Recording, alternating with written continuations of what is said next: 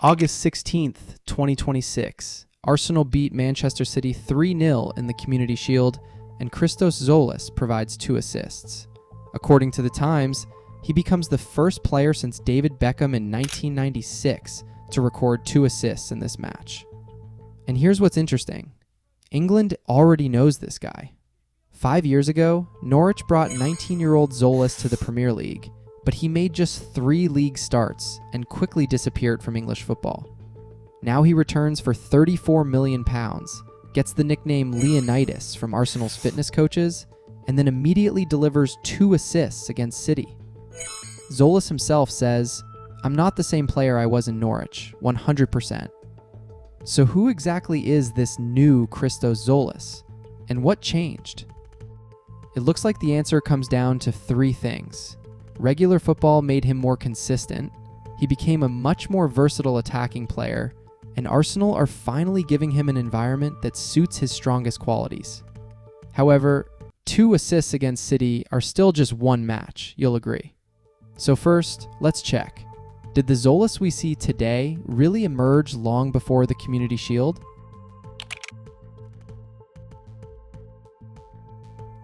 To understand the Tzolis we see today, we need to go back to the moment when his English career was practically over. Former Norwich sporting director Stuart Webber now admits, "He was just the right player at the wrong time for us." After Norwich, Tzolis makes an important decision.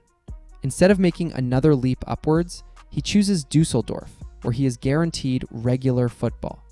Fortuna's sporting director would later say that the club gave him a platform and complete trust. The result? 24 goals and 10 assists in one season.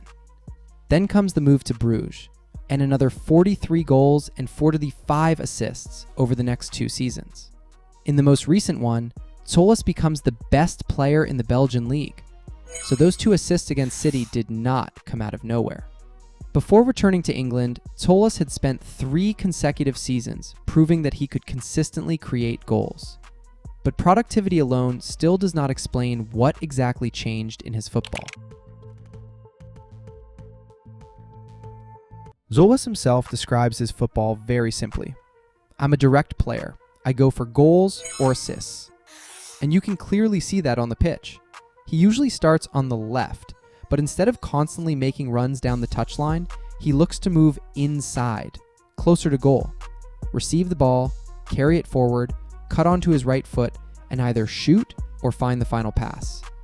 However, since Norwich, his game has become noticeably more complete. Last season for Brugge, Tzolis created 135 chances and made 359 progressive carries. So now, he does not just finish attacks, he can carry the ball into a dangerous area himself and create a chance for a teammate. Arsenal sporting director Andrea Berta highlighted exactly that as well. Tzolis can operate in tight spaces and finish attacks with both feet. So Arsenal were not simply buying a productive winger. They were buying a player who can move an attack closer to goal by himself and then finish it as well. But there is one detail that is even more important. Where exactly does he receive the ball? But perhaps the biggest change is not Tzolis himself. It is the football around him.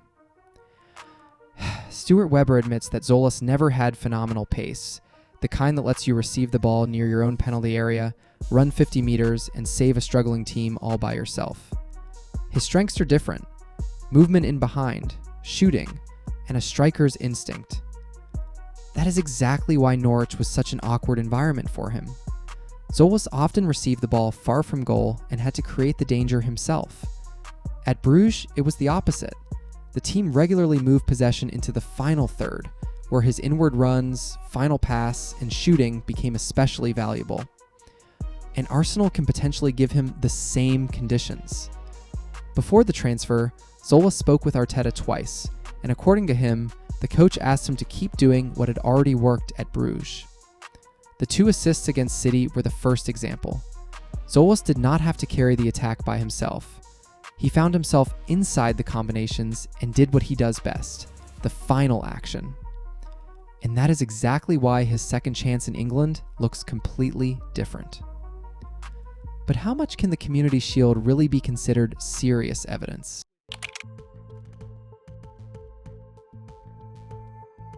There is one problem. As of August 18th, Tzolis has not played a single minute in the Premier League for Arsenal. So far, all we have is preseason and one official match, the Community Shield. Yes, 2 assists against City look impressive, but the match itself was not a perfect test.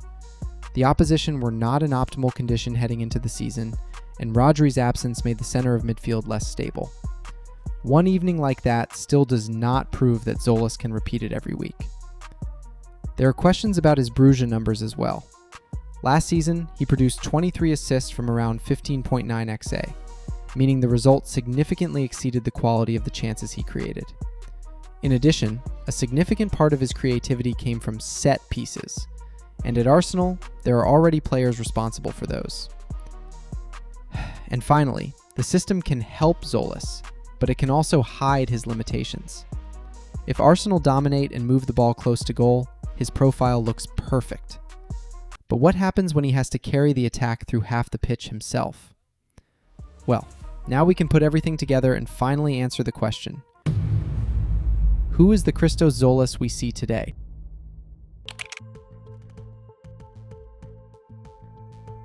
So, who is the Christos Tzolis we see today?